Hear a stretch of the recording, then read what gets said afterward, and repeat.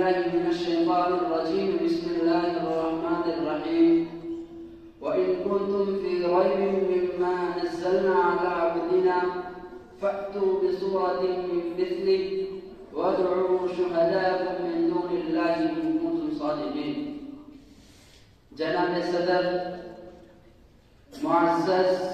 و مکرم اساتذہ اکرام اور عزیز ساتھیوں، میں نے آپ حضرات کے سامنے ایک چھوٹی سی آیت تلاوت کی ہے جس میں اللہ تبارک و تعالی ارشاد فرماتے ہیں، یہ قرآن جو محمد عربی صلی اللہ علیہ وسلم تمہیں پڑھ کر سناتے ہیں،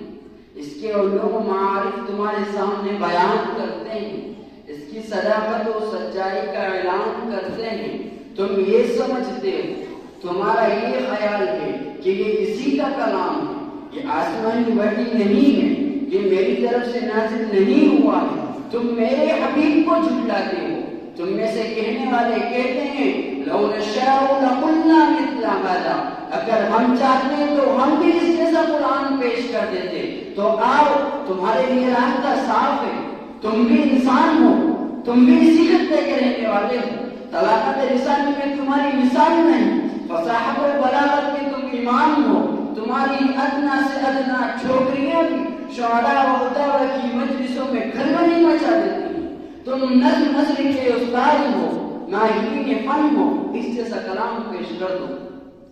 حضرات، نبی کریم صلی اللہ علیہ وسلم کا زبانی خداوند قدوس نے چیلنج کیا، قل لئن اجتمعت الانس والجن على ان يأتوا بمثل هذا القرآن لا يأتون بمثله ولو كان بعضهم لبعض ظهيرا۔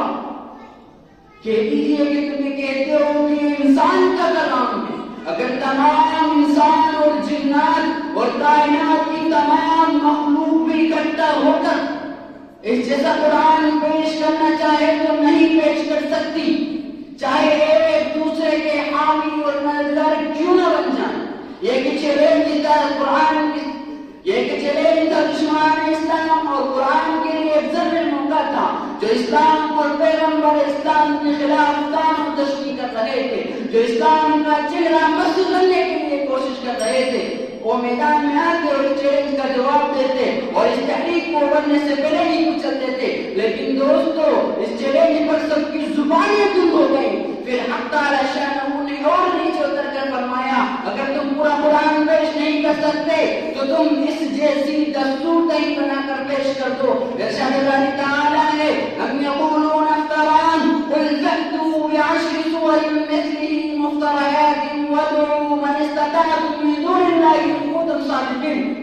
کہ تم یہ کہتے ہو کہ محمد صلی اللہ علیہ وسلم نے گڑھ لیا ہے، تو کہہ دیجئے اے محمد صلی اللہ علیہ وسلم، تم اس جیسی دستور تہی بنا کر پیش کر دو اور اللہ تبارک و تعالی کو چھوڑ کر جسے چاہے بلا لو، اگر تم اپنے اس قول میں سچے ہو۔ لیکن دوستو، اس چیلنج پر بھی آج معاشرے سے کوئی صدا بلند نہیں ہوئی، کسی کی رگی حمیت نہیں پڑتی، کسی دل میں غیرت نہیں آئی، کسی طبیعت میں جوش و خار پیدا نہیں ہوا۔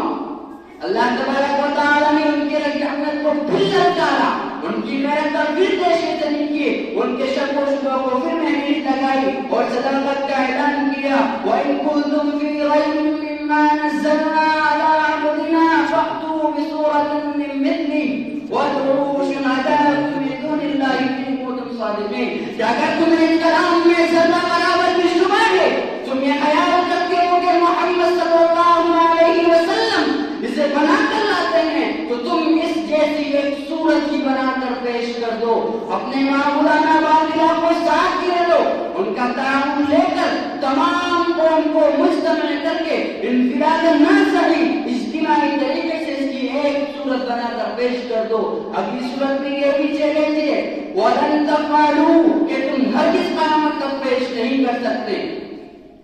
جب چاروں طرف سے کوئی آواز نہیں آئی تو پھر ارشاد اللہ تعالی ہے، فَلْيَأْتُوا بِحَدِيثٍ مِّثْلِهِ، کہ تم اس جیسی ایک بات ہی پیش کر دو۔ تمہاری طلاقت لسانی کی چرچے تو آسمان پر ہیں، پھر ایک چھوٹی سی سورت اِنَّا أَعْطَيْنَاكَ الْكَوْثَرَ